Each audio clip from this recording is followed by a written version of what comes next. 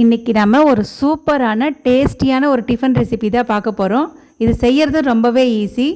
இந்த இலையோட பேர் கல்யாண முருங்கை இலை. இது நிறைய பேர் கேள்விப்பட்டிருக்கவே மாட்டீங்க. இதில் அத்தனை சத்துக்கள் இருக்குங்க.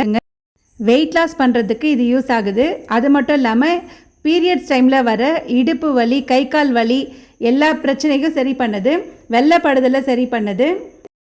விந்தணுவோடைய உற்பத்தி அதிகரிக்கிறதுனால குழந்தை பேருக்கும் இது முக்கியத்துவமாக சொல்லப்படுது.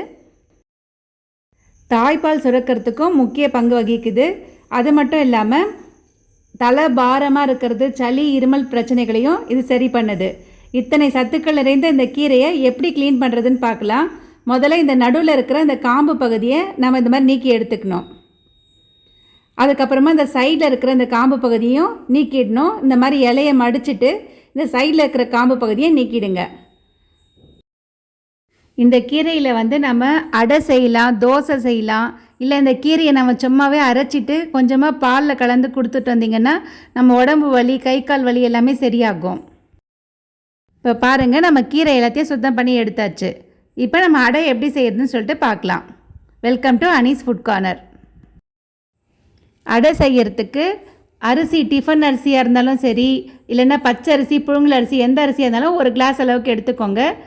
4 பருப்பும், உளுத்தம் பருப்பு, துவரம் பருப்பு, கடலைப்பருப்பு, பைத்தம்பருப்பு எல்லாமே ஒரு புடி எல்லாத்தையும் சேர்த்துட்டு தண்ணி ஊற்றி நல்லா கழுவிட்டு ஒரு மணி நேரம் ஊற வச்சிங்கன்னா போதும். நிறைய நேரம் ஊறணும்னு அவசியம் இல்லை. இப்போ பாருங்கள், அரிசி பருப்பு எல்லாம் நல்லா ஒரு சேர ஊறி வந்துருச்சு. இப்போ ஒரு மிக்ஸி ஜார் எடுத்துக்கோங்க.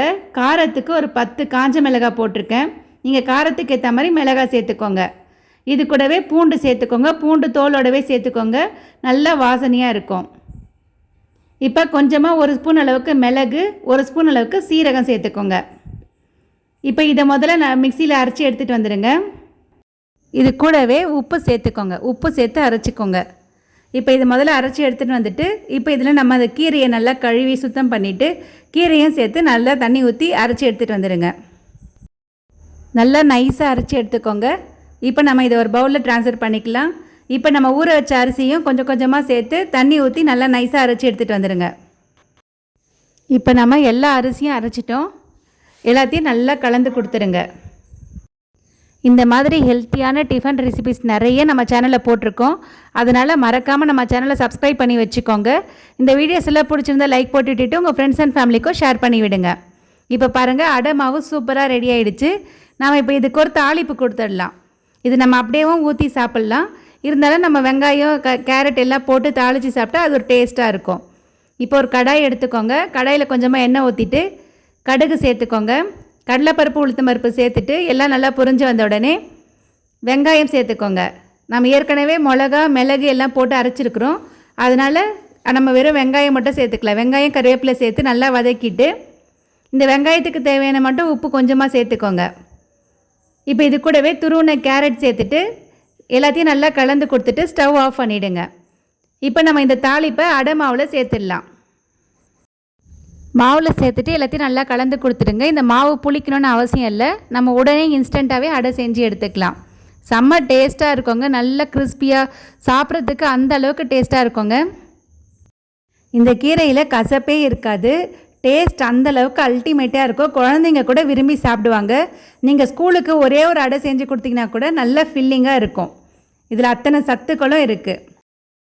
நம்ம தோசை மாவில் கூட இந்த கீரை, பச்சை மிளகாய், மிளகு, சீரகம் எல்லாம் சேர்த்து அரைச்சிட்டு தோசை மாவில் கலந்து கூட தோசை ஊற்றி தரலாம். இல்லை இட்லி மாவில் கலந்து கூட இட்லி செஞ்சு கொடுக்கலாம். இந்த கீரையை வாரத்தில் ஒரு முறையாவது நீங்கள் உணவில் கண்டிப்பாக சேர்த்துக்கோங்க. இப்போ தவா நல்லா சூடான உடனே இந்த அடையை கரண்டிலேயே நம்ம இந்த மாதிரி நல்லா தேய்ச்சி விட்டுட்டு நல்லா மெலிசாவே வரும். நல்லா ஒரு பக்கம் நல்லா வெந்து வந்த உடனே திருப்பி போட்டு 2 பக்கமும் நல்லா வேக வச்சு சிறுவை வச்சு வேக வைங்க. நல்லா வேக வச்சு எடுத்திங்கன்னா சூப்பர் டேஸ்டியான முருங்கைக்கீரை அடை. அதாவது இது கல்யாண முருங்கை இலைன்னு சொல்லுவாங்க, இல்லைன்னா முள்ளு முருங்கை இலைன்னு சொல்லுவாங்க. கல்யாண முருங்கை இலை அடை சூப்பராக தயாராகிடுச்சு. இது ஒரு முறை செஞ்சு கொடுத்தீங்கன்னா திரும்பி திரும்பி கேட்பாங்க. அந்த அளவுக்கு சுவை அற்புதமாக இருக்கும். இந்த முருங்கை இலை அடையை நீங்களும் கண்டிப்பாக வீட்டில் ட்ரை பண்ணி பார்த்துட்டு எப்படி வந்துச்சுன்னு சொல்லிட்டு கமெண்ட் பண்ணுங்கள். நன்றி, வணக்கம்.